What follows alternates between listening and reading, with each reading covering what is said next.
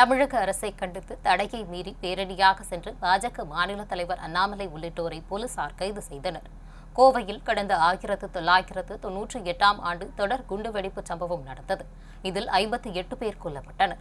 250க்கும் மேற்பட்டோர் காயமடைந்தனர். இவ்வழக்கில் முதல் குற்றவாளியாக தடை செய்யப்பட்ட அல் உமா இயக்கத்தின் தலைவர் SA பாஷா கைது செய்யப்பட்டார். ஆயுள் தண்டனை விதிக்கப்பட்ட அவர் கடந்த 25 ஆண்டுகளுக்கு மேலாக கோவை மத்திய சிறையில் அடைக்கப்பட்டிருந்தார். உடல் நலக்குறைவு காரணமாக சிகிச்சைக்காக பிணையில் வந்த SA பாஷா கடந்த 16ஆம் தேதி உயிரிழந்தார்.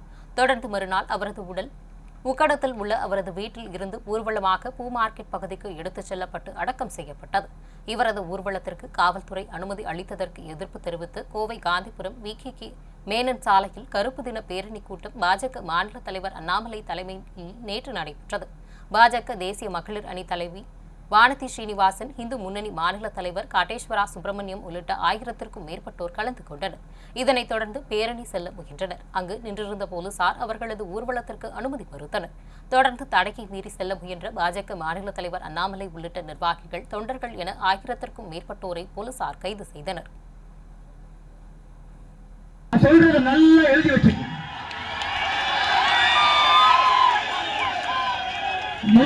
முதல் அட்டாக் துணிக்கடை 7 அட்டாக் எழுதி வைக்கிறான் பேப்பர்ல. 7 அட்டாக் பண்ணணும்.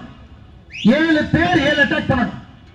முபீன் முதலால். இரண்டாவதாக வர்றது அன்னையிலிருந்து 6 நாள் கழிச்சு அக்டோபர் 23 6 நாள் கூட்டிங்க. உங்களுடைய காவல்துறை கமிஷனர் அலுவலகத்திற்கு அதே வண்டியை கொண்டு வந்து வெடிக்க வைக்கணும். காவல்துறை நீங்க என்ன சொன்னீங்க? இது சிலிண்டர் வெடிச்சிருச்சு. முதலமைச்சர் சொல்றது அப்படியே கிளிப்புள்ளை மாதிரி. ஃபர்ஸ்ட் நீங்க செத்து போயிருப்பீங்க சார், நாங்க செத்துருக்க மாட்டோம். நாங்க ரெண்டாவது.